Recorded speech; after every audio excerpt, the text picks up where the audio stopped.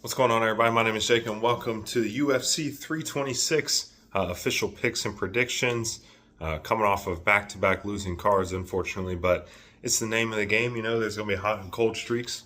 Not too disappointed about it, especially last week. Really came down to one fight that, put me in the negative, and that was on me for having a little bit too much faith in Brandon Moreno and maybe not giving Loner Kavanaugh the respect maybe he deserved, but also I don't think a lot of people were banking on him to be that good. If you were one of those people, congratulations to you. But yeah, back-to-back losing cards. However, we got a numbered card. I'm undefeated, I guess you could say. Both the numbered cards this year have been profitable for me, and this is the only numbered card this month. So hopefully we get back on the right track, and the one numbered card this month is a profitable one for us. So without further ado, here's a cat cameo to start the video. Let's jump right into it. Honestly, this card for a numbered event may be a little underwhelming. I've seen some people saying that, but the main event should be a banger, and at the end of the day, that is the most important fight on the entire card. So if that lives up to the expectations, and I have a hard time seeing it not, this could end up being a pretty fun card, but we shall see. But anyway, first fight is Luke Fernandez versus Rodolfo Bellato. Fernandez is a 6-0 undefeated prospect. He won his Contender Series bout in like 15 seconds, and literally all he did was land like one punch. Now, from what I've heard and seen, the guy he went up against was pretty terrible. But this guy's actually gone to, I think, 4 or 5 rounds on the regional scene. So usually you see these, especially at the heavier weight classes, like this is at light heavyweight. We get these like marauders that come in and they're finishing all their fights within, a minute and a half, 2 minutes, whatever it is. And it's all first round finishes. And, they never have seen a fight past the first 120 seconds. But Fernandez, yes, he's finishing most of his fights, but, he's been 20 minutes in a fight before. So I think that could play well for him. He looks like to be a pretty solid prospect, but this is no easy debut fight. I mean, Rodolfo Bellato is kind of a meme. He's 1-1-1 in his last 3. He had the draw against Jimmy Crute. He had the no contest against Paul Craig where it looked like he faked an injury. He lost to Navajo Sterling, and then his last win was against Ihor Potieria. So yeah, one win, 1 loss, 1 no contest, 1 draw. Like, this dude's a wacky fighter, but I think he could give Fernandez a run for his money.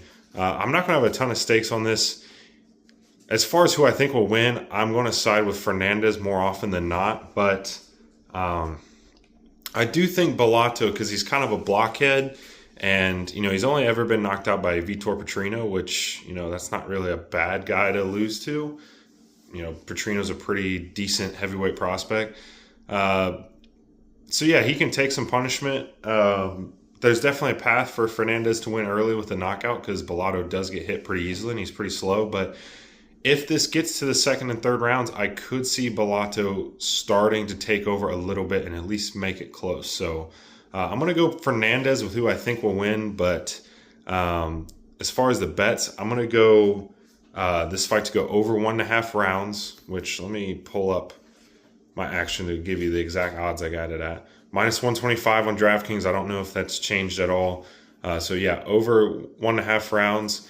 And then the alternate double chances, baby. We went 0 for 2 on these last week. That was the first week that I haven't had these hit. So we got to get back on track with the numbered card here. Fernandez by knockout TKO or Rodolfo Bellato by decision. It's pretty chalk at -190. So if you want to use that as a parlay piece, feel free. That's what I went ahead and did. And then a little bonus bet, boy, FanDuel. The last 2 weeks, man. This is why I love FanDuel. It's why it's my favorite book. 2 deposit bonuses. Again, I deposit the 50 in there, get the 25 in bonus bets because that's the max you can get. And then I withdraw that 50 right out to keep myself accountable. Don't have excess gambling money in there. And then I got $50 in bonus bet that I can sprinkle around. And one of them that I'm going to use is Rodolfo Bellato by decision at +700.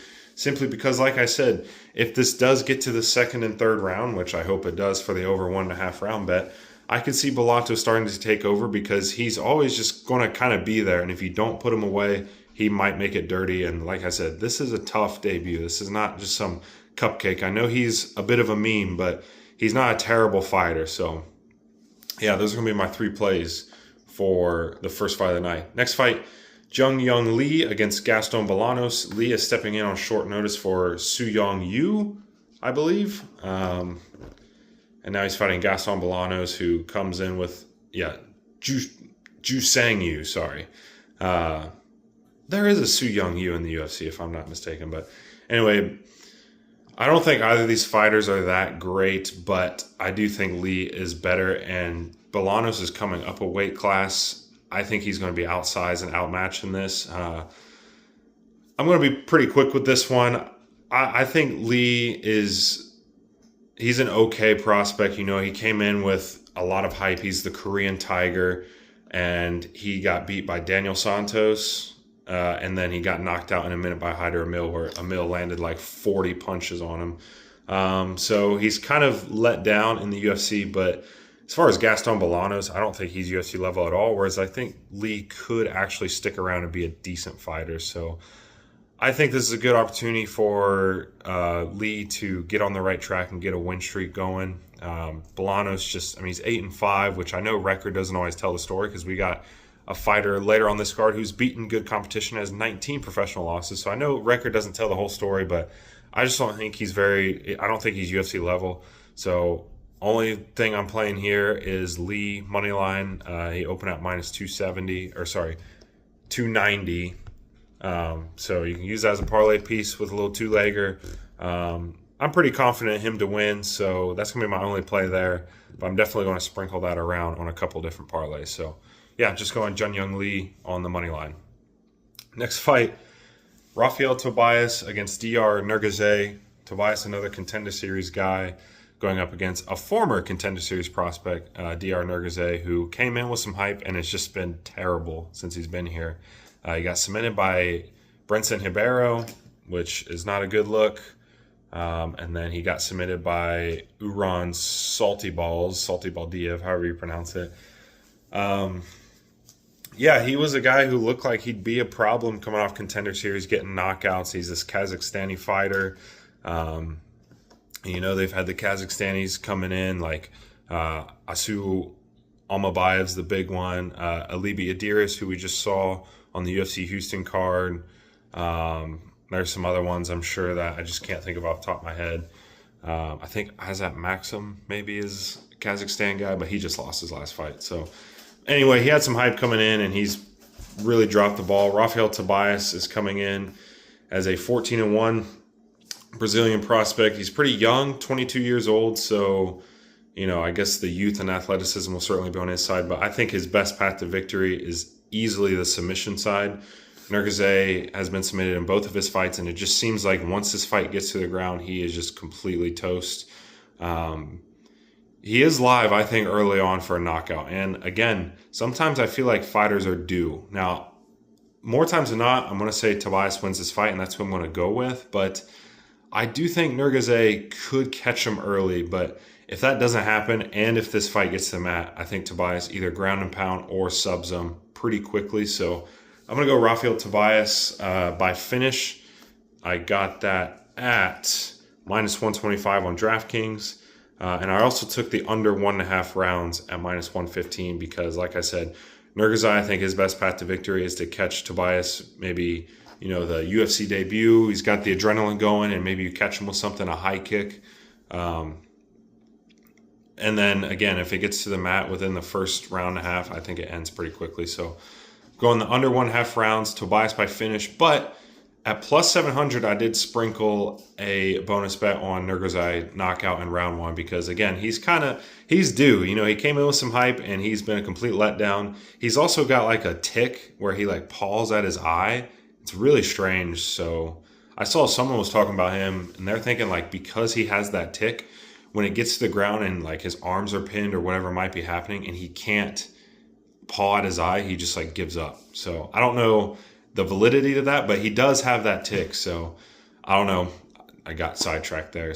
But anyway, It's just Tobias is okay. Is he better than Nurgaze? Probably, but I don't think he's that great. So Nurgaze could maybe catch something, and if it is, I think it'll be round one. So plus 700 worth a sprinkle there with a bonus bet, and then yeah, we got the Tobias by finish and under 1.5 rounds. Next fight is Sumerderji versus Jesus Aguilar. This is definitely the most popular dog pick, or at least just from what I've seen is the most popular dog pick is Jesus Aguilar. He's this super short, super, short arms at flyweight. He's got a 9.5-inch reach disadvantage here, but the guy has gotten UFC victories, and he does it by just being gritty. He's tough, and he's got a nasty guillotine. He submitted Stuart Nickel with it, and then his last fight, he beat Luis Gurule by unanimous decision. However, I think Sumerderji is just going to have such a gigantic advantage with the striking, not only with the range, but just with the technical boxing as well. If this fight does get to the mat, you definitely favor Aguilar 9 times out of 10. Sumerderji's been submitted 6 times before. It's his obvious weakness, and it's Aguilar's best path to victory, who has 7 submission victories on his record. Another cat cameo. But I don't know. Not that Sumerderji's beating the best UFC competition, but he's on a 2-fight winning streak, and he beat Kevin Borjas, who we just saw almost finished Imanol Rodriguez, who's this highly touted Mexican prospect. Granted, I know he got knocked out in the second round, but he showed you he's got some hands at least, enough to be respectable. Sumerderji dominated him. He got a split decision over Mitch Raposo, which again isn't like a super quality win, but it's also not terrible. And then he lost a decision to Charles Johnson. So again, the level of competition he's been in there with and beaten, I just rate so much more than Jesus Aguilar, who has not beaten a guy who has a UFC win yet. Like all of Jesus Aguilar's wins in the UFC are against guys that haven't won in the UFC. So I just think with the huge reach advantage, Sumerderji, if he can just keep this off the mat and keep his head and neck out of weird areas, I think he's going to win this pretty clean. However, there is just that giant, risk. If he gets on the floor, Aguilar is going to be at a massive advantage. So a couple plays here. I'm going to take Aguilar on the spread at plus 3.5. That is minus 155 on DraftKings. Just because I have a hard time seeing not a single round or at least some moments being on the mat. And if it is with the grappling and jiu-jitsu, he's going to have such an advantage, and he can at least maybe steal a round or steal some minutes enough to sway the judges. So plus 3.5 on the spread. But my biggest play on this is going to be Sumerderji by decision or Jesus Aguilar by submission. Again, one of those alternate double chances. That's minus 190 for a parlay piece. And then Sumerderji, KO, TKO, or decision, because again, I'm kind of trying to set myself up here where I'm guaranteeing some profit on this fight. There's a couple fights that I've done this before with. So more times than not, I see Sumerderji winning a decision. Aguilar's never been knocked out, and he's pretty tough. He's got that Latino toughness. So, but because there's such a reach advantage and probably a power advantage on the side of Sumerderji, he could catch him with something, especially if Jesus Aguilar is trying to shoot in for a takedown. He might get caught.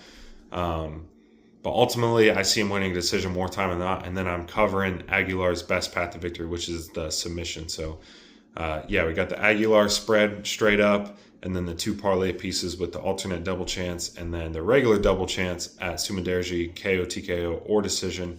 Minus 220 on FanDuel. On DraftKings, it's like minus 320. So that's definitely a big discrepancy in odds there between the books. But yeah, that's what I'm going to go with for Sumerderji versus Jesus Aguilar. Next fight up, let me go back to Tapology here. Cody Durden and Naim Jargal Tumendemberal. Don't have a lot on this fight. I'm going to go Naim Jargal Tumendemberal specifically by finish. However, I think Cody Durden is live as an underdog here because, again, this is a guy who's been in the UFC for way longer. He's fought much better comp. He's fought Josh Van before. I mean, he's been in there with some of the best. So, and Tumendemberal is one of these road to the UFC guys. He lost his debut to Carlos Hernandez, I believe, by split decision. And then he got a road to UFC win it was kind of weird. He made his UFC debut and then they put him back on road to UFC. But anyway, I just think Cody Durden at this point in his career is like another Cody on this card where he's just kind of a company man. He's going to take these fights. A lot of, some of them might be on short notice or as a massive underdog, and he'll probably get finished in most of them, but he'll make it fun.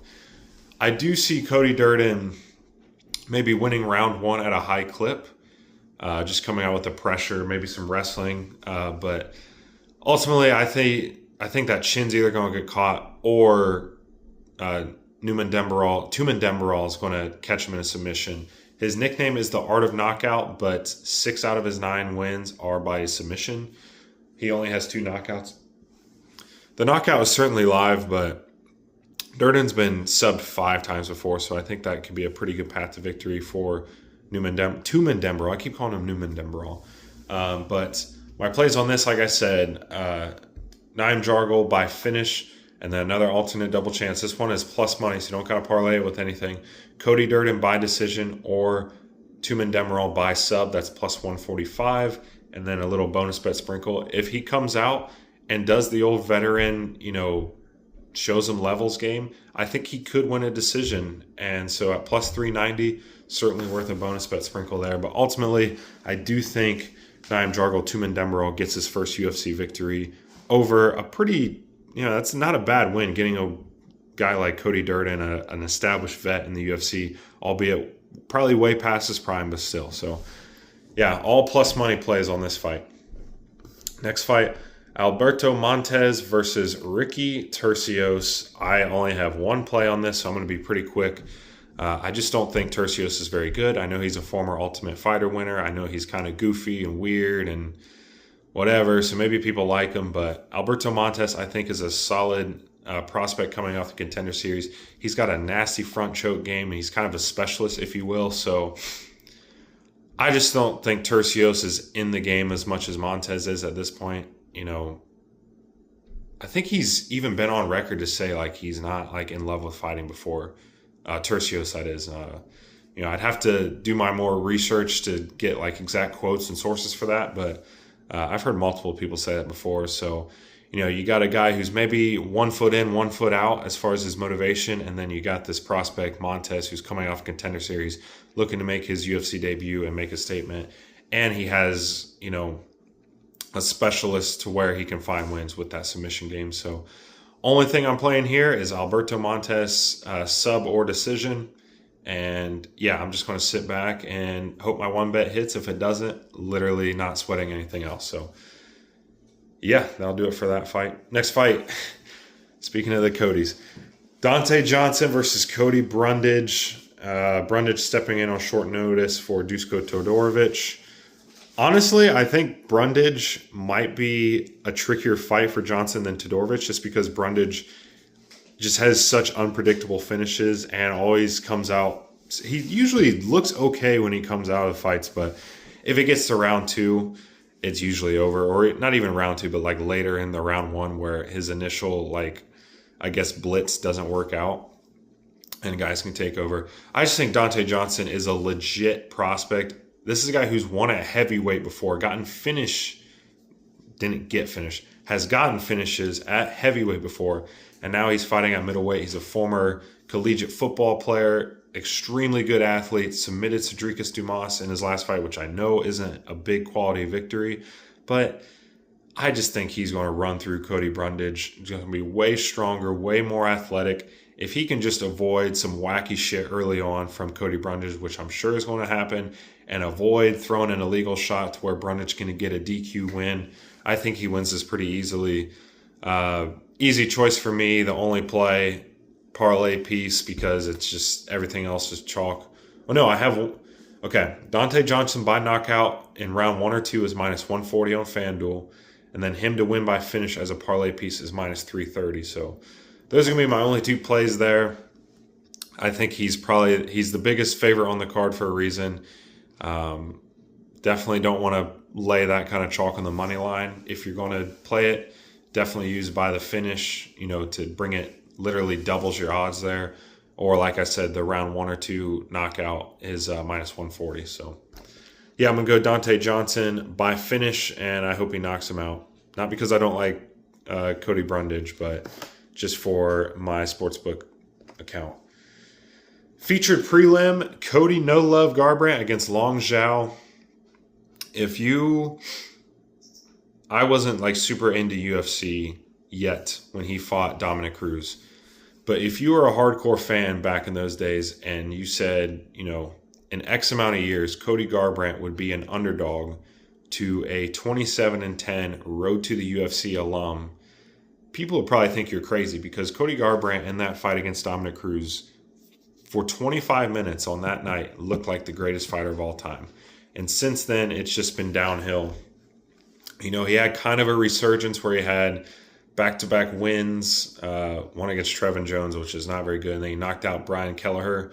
Then he lost to Deiveson Figueiredo, and in his most recent fight, he lost to Raoni Barcelos by decision. But he was competitive with Barcelos, and ultimately, I'm going to go with Cody Garbrandt in this as an underdog. It's going to be my only play on this fight, just because I don't think Long Zhao or Zhao Long, however the correct order is, I don't think he's very good. And Cody Garbrandt has shown that he can be a great wrestler, although he has a trouble holding guys down. He's got power in the hands.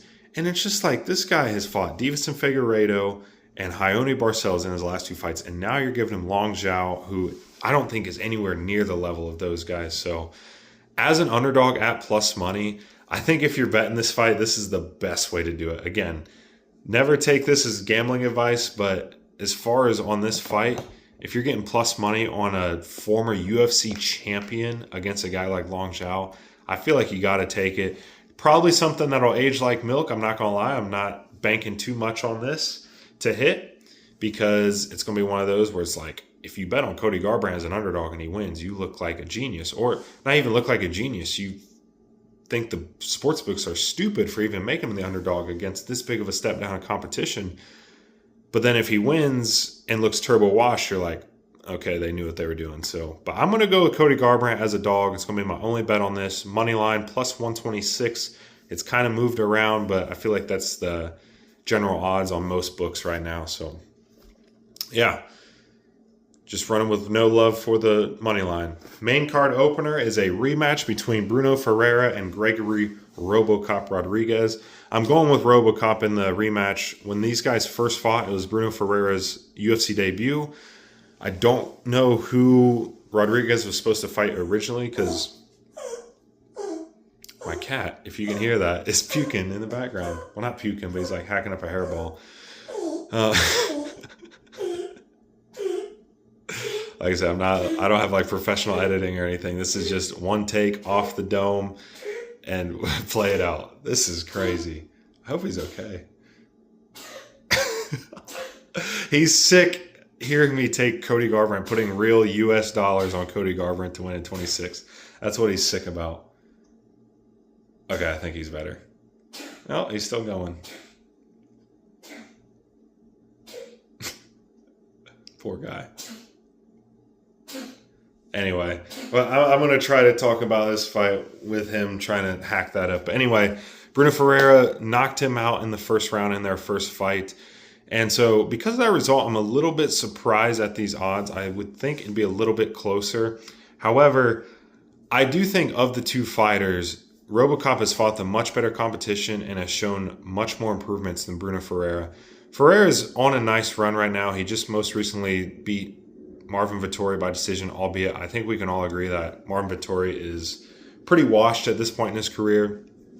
Now, I think Bruno Ferreira is pretty good, but RoboCop, he almost knocked out Jared Cannonier in their fight and just gassed out, ended up getting finished later on in that fight. But then he goes out and knocks out Jack Hermanson and then beats Roman Kopylov by a pretty convincing decision.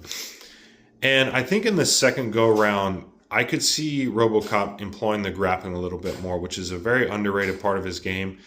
Ferreira's shown the ability to throw up submissions off his back, but I don't really think he's a great wrestler, so to say. So I think if RoboCop can just survive what will probably be an early onslaught coming his way, because Ferreira knows he's knocked this guy out in the first round before, I think if he can survive that, he can really start to take over this fight in rounds 2 or 3 and even maybe get a late finish. So I'm going to go RoboCop here. I took him by knockout or decision at -110. I took the over 1.5 rounds because, again, based off my prediction, banking on RoboCop to win this, I think if he does, it'd be in round 2 or 3. I don't see him finishing Bruno Ferreira early because he got knocked out by him in the first round, so he's probably going to be a little bit more, calculated, so to speak. And we've seen Gregory Rodriguez, kind of blow his load in the first round, trying to get finishes and then gas out later in fights. So, he's had some wins, like CLD's a really good win. Roman Kopylov and then Jack Hermanson knocking him out and then almost having Cannonier finished. I just think he's improved, whereas Ferreira, yeah, he's improved, but I just don't think it's been against the best of competition. And who knows, maybe Rodriguez was overlooking him in that debut fight. And probably is going to be having a lot more, focus and just being more locked in for this go around to get the win in the rematch. So I'm going to go RoboCop, knockout or decision, the over 1.5 rounds, and then because it's just such a glaring path to victory for Ferreira, I did sprinkle a bonus bet on him to win by knockout in round 1 or 2 at +370. Next fight, the battle of the OGs that are both on pretty good runs and honestly like in some of the better spots in their career. Drew Dober and Michael Johnson. Michael Johnson's on what, a 3-fight winning streak? Maybe 4? 3-fight winning streak, yeah. Most recently against Daniel Zellhuber. Drew Dober, I believe, is on a 2-fight winning streak. He just most recently knocked out Kyle Prepolek. Oh, just a 1-fight winning streak. Because before that, he had 3 straight losses, albeit Manuel Torres, Jean Silva, and Renato Moicano. All 3 of those are ranked fighters. Jean Silva is probably a win away from fighting for a title. Manuel Torres is probably, he's not going to be far off from that. If he beats, I'm not even going to say if he beats Beneil Dariush, he probably will. But then like 2 more wins after that, he'll probably be in that title picture. And then Renato Moicano, albeit got choked out in the first round, but has fought for a world title. So Drew Dober has fought much higher level competition. Michael Johnson's best win of that 3-fight win streak was Daniel Zellhuber, and we're seeing how terribly that is aging right now. It's aging as badly as my take on Julius Walker to beat Dustin Jacoby. And let's just say how it is. Drew Dober against non-white fighters usually does a little better. I know that's not like a logical take or anything, but anyone you've listened to in the MMA space will tell you the same thing. They'll make that joke. This dude does a lot better against people that aren't white, and Michael Johnson is a black fighter. So I'm just going off of the trend of Drew Dober's career. I don't think the guy's racist. I'm sure he's a great guy, but he fights better against black guys. Let's just call it what it is. So, but that's not the logic why I'm picking Drew Dober to win. I just think he's got kind of a blockhead especially for lightweight. I think he's going to be able to absorb a lot of the faster strikes that are coming from Michael Johnson earlier on in the fight. I think Michael Johnson wins round 1 and maybe the first half of round 2 at a high clip, but he's just not going to be able to get Drew Dober out of there, and Drew Dober is going to be able to walk him down in the back half of round 2 and especially round 3, and I think eventually find a knockout. So the only 2 plays I have for this fight, at least, well, I have 3. Drew Dober straight up on the money line. I got it right at +100 on FanDuel. I did do a bonus bet on Michael Johnson by decision because, again, I think if this fight does go to a decision, it's because Michael Johnson with the faster hands has been piecing up Drew Dober. Maybe not necessarily finding a finish, but getting a pretty convincing 29-28, probably winning rounds 1 and 2 and surviving a Dober onslaught in round 3. And then a parlay piece, I took this fight to start round 2 at -310 because, again, I think Dober has the chin to survive the speed of Michael Johnson early. And, yes, Dober does have the finishing ability in round 1, but I feel like he's a little bit more of a slower starter. And then as he survives, whatever his opponent has thrown to him, he starts to walk him down and then really start to land big shots. So, yeah, I'm going to go Dober on the money line and then the parlay piece to start round 2. And then we got a little bonus bet sprinkle on Michael Johnson by decision at +300. Next fight up is Rob Font versus Raul Rosas Jr. When this fight was first lined, I really, really was all over Rob Font. Just because, again, the level of competition, the amount of time he's been in the game at the top of the game. Raul Rosas Jr. is still just 21 years old.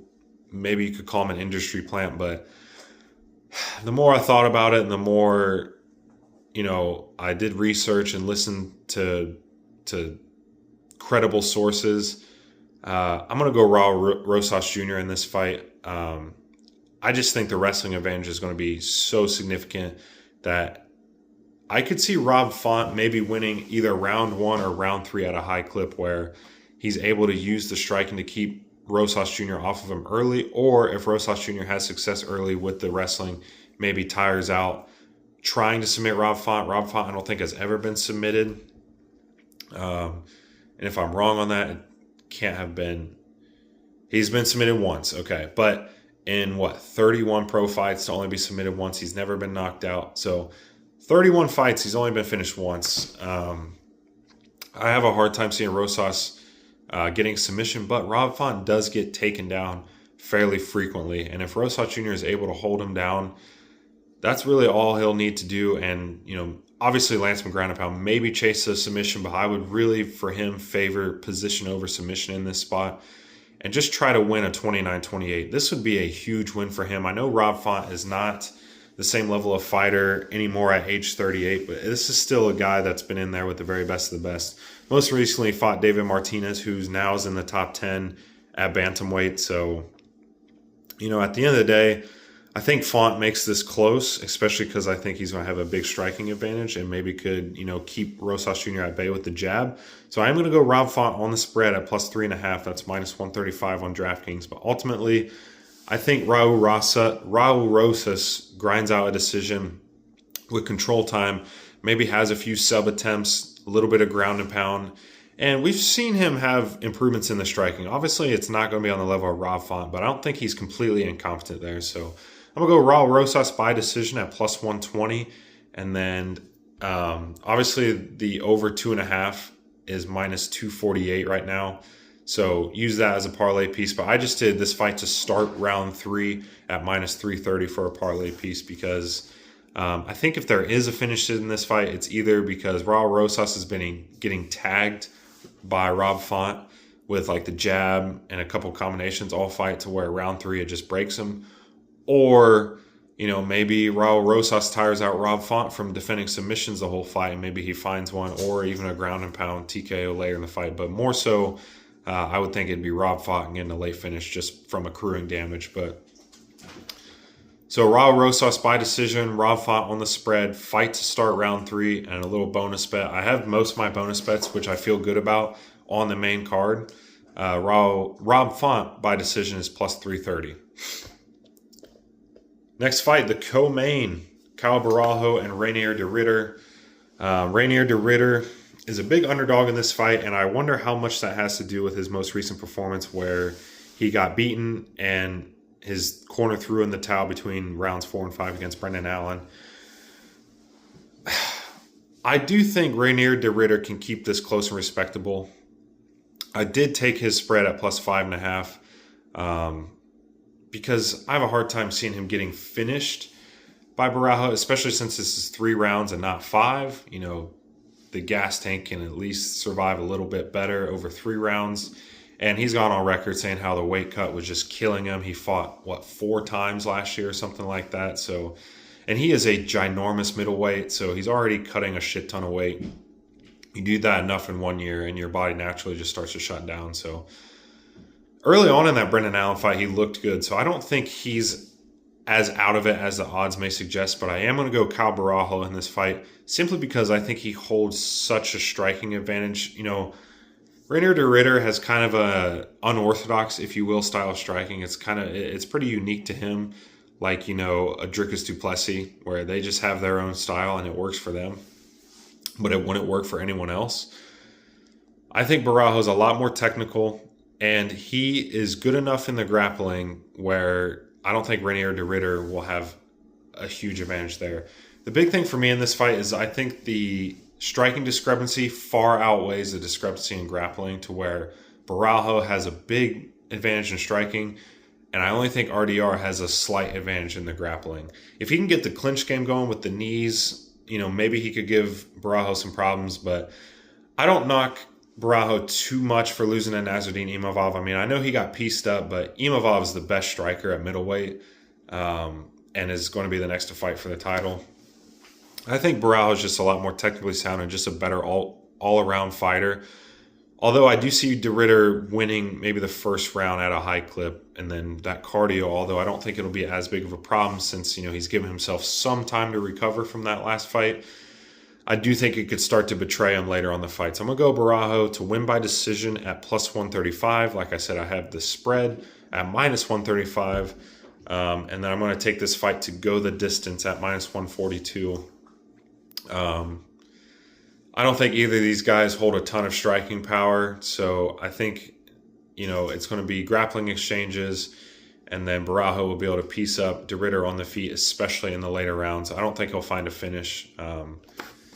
So yeah, that's why I'm going to go with this fight. Also, fun fact, Barajo did have a grappling match with Brendan Allen, the guy who beat Rainier De Ridder, and he beat Brendan Allen in a grappling match in Karate Combat. Again, don't want to give that too much credit, but it kind of shows you that Barajo is going to have more than enough to hang with RDR in the grappling. And again, I think he'll be much more technical and sound on the feet. Here we go, main event, and I know a lot of people in the community are split on this one because these are two beloved fighters. Max Holloway, Charles Oliveira for the BMF belt. This is the quintessential BMF fight. This is a perfect fight to have made. And I'm going to go with Max Holloway in it. Simply, if he survives takedowns and sub-attempts from Charles early, I know Charles can strike too. He is not just a grappler. I don't think people realize how good he is at striking. However, Max Holloway, as far as like a counter striker and the volume of being able to lead the dance with footwork and volume output as the fight goes on, I think will start to take over this fight if he doesn't get knocked down or club and subbed or taken down and gives up his back to Charles Oliveira. Another underrated aspect of Max Holloway is his grappling defense. A lot of people say well, he hasn't faced a lot of grapplers. And that's true. But when you see the guys who have tried to take him down, Ilia Topuria had a hard time holding him down. In fact, he couldn't. He got right back up. And I know Topuria knocked him out. But Holloway's always been good with the jiu-jitsu and the wrestling defense. Obviously, he's not an offensive wrestler or jiu-jitsu practitioner. But because he always has a striking advantage in his fights, you can tell the guy has worked a shit ton on his defense game when it comes to guys trying to take him down and submit him. So I think he can defend the takedowns early. And again, as this fight gets into rounds, later round 2 and then especially 3, 4, 5, if it gets there, I think he's just going to run away with this fight with the volume output and the striking on the feet. Again, Charles is really live early, and I hate to pick against him because I love Charles Oliveira. You got to love Charles Oliveira. But you also have to love Max Holloway. And that's who I'm going to go with in this fight. And I've got a couple different picks on here. I sprinkled a bunch of my bonus bets on this because it's the BMF fight, and we want to have some fucking fun with this fight because it's going to be awesome. So let's start with the bonus bets first because I actually have quite a few sprinkles. So let's get into it. First off, Holloway TKO, KO TKO in rounds 1, 2, or 3. That's plus 280. Charles Oliveira to win in round 2. That's plus 1,000. Charles Oliveira to win in round 3. That's plus 1,800. And then my two favorite ones because, hey, if these boys point to the canvas in round 5 with 10 seconds to go, like they said they would, if it gets there, obviously, somebody's getting put out. Max Holloway by KO TKO in round 5 is plus 1,700, and Charles Oliveira is plus 10,000. $5 bonus bet gives you 500 smackers on that one. So, again, I don't place these bonus bets thinking they're going to hit. Honestly, 8 times out of 10, they don't hit. But all it takes is that 20%, and you're getting some extreme value. So I got a couple different, I got several bonus bets on this. But as far as my actual wagers and to what I'm putting my actual money on, I'm going to go Max Holloway on the spread, minus 5.5 on DraftKings, just because, again, if this fight gets into rounds late, round 2, 3, 4, 5, I think he takes over. If he knocks him out, that covers it as well. I took this fight to end in round 4, 5, or by decision at minus 116. And Max Holloway by round 4, 5, or decision at plus 115. I thought about taking him to win by a decision straight up. I think it's up to plus 210 now. And I could certainly see that happening. But I don't know. The more I thought about it, these BMF fights historically, you know, don't go to decisions. I mean, obviously, the last one was Poirier and Holloway, and Holloway almost had Poirier out in the first round. Poirier obviously survived. Uh, some people think maybe Holloway was holding back a little bit since it was Poirier's retirement fight. I don't know how much I buy into that, but so yeah. Holloway spread, fight to end in round 4-5 or by decision. Holloway round 4-5 or decision. And then last alternate double chance of the night, Max Holloway by knockout TKO or Charles Oliveira by sub. That's minus 150 on FanDuel. And that's all my bets for the main event. And yeah, that'll do it. So I'm really, really looking forward to this card. A numbered card again.